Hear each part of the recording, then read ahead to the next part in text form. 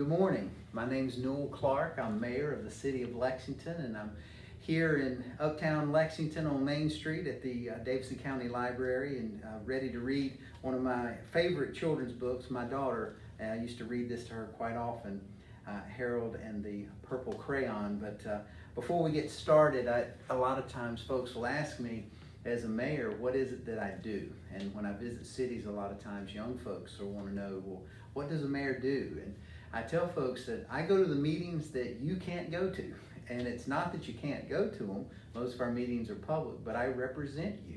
That's what I do. I represent you. I represent your parents and your family members, and whether that's going to Raleigh and speaking on behalf of the city, whether that's meeting folks that might come through the community, whether that's a governor or a congressman, I'm kind of your voice. And that's one of the things that I do as mayor. There's a lot of different duties. We are the policy makers for the community, and when I say policy makers, we set the laws that are local laws. Of course, there's federal and state laws, but that's a big part of what we do also as a city council. But a big part of my job is also reading. I tell young folks all the time, it seems like I do quite a bit of reading, whether I'm staying up to date with current events and reading multiple newspapers, or whether that's a contract that I'm about to sign. And again, if I'm signing that kind of on your behalf. And I've got to be sure that I can read it, understand it.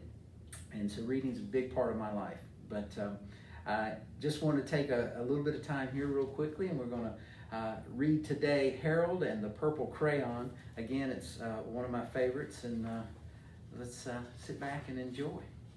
But again, reading's important, and you'll always understand that most leaders are readers.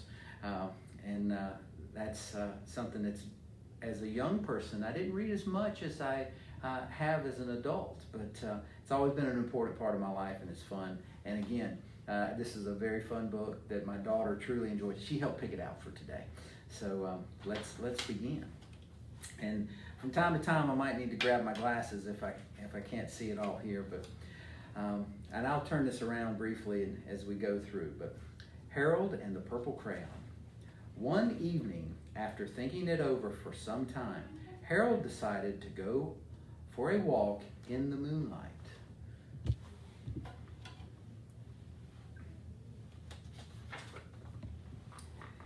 There wasn't any moon, and Harold needed a moon for a walk in the moonlight. He needed something to walk on. He made a straight path so he wouldn't get lost.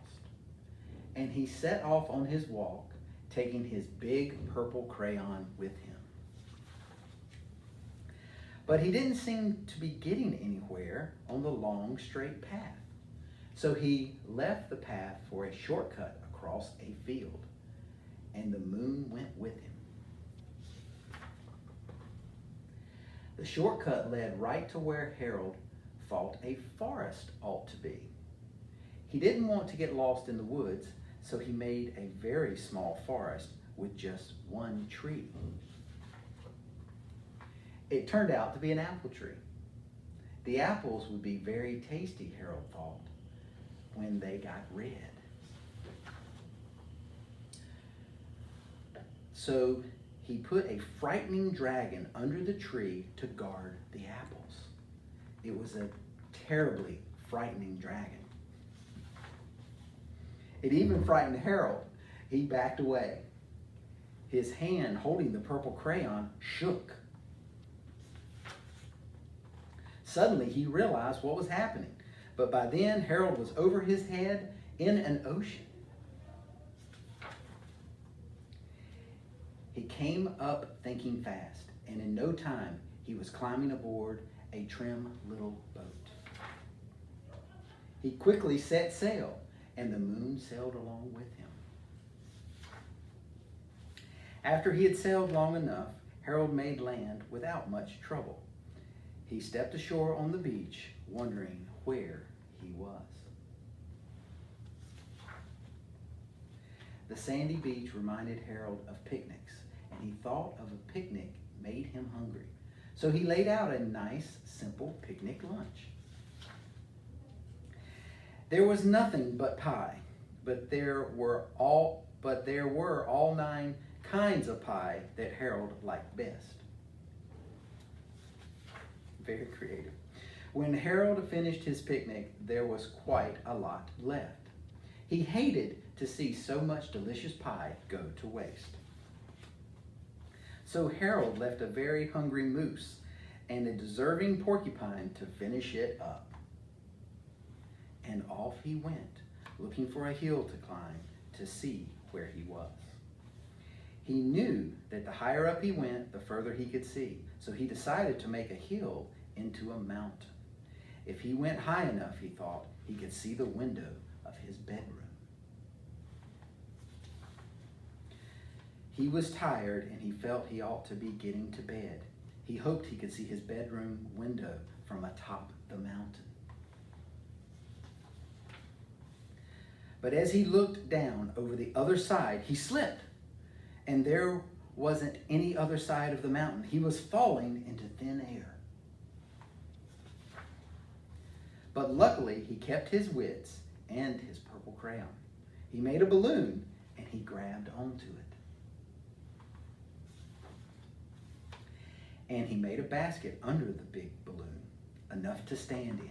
He had a fine view from the balloon, but he couldn't see his window. He couldn't even see his house.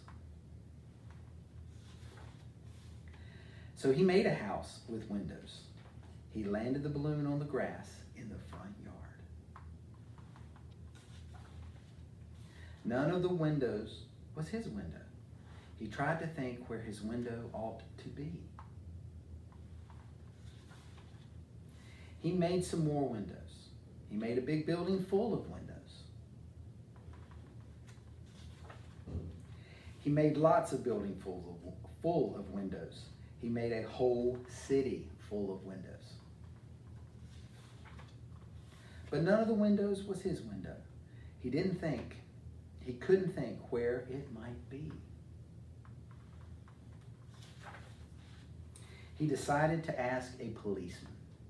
The policeman pointed the way Harold was going anyway, but Harold thanked him. And he walked along with the moon, wishing he was in his bedroom. Then suddenly, Harold remembered. He remembered where his bedroom window was when there was a moon. It was always right around the moon. And then Harold made his bed and got in it, and he drew up the covers. The purple crayon dropped to the floor, and Harold dropped off to sleep. Harold and the Purple Crayon by Crockett Johnson. One of my favorites. Thank you all for listening.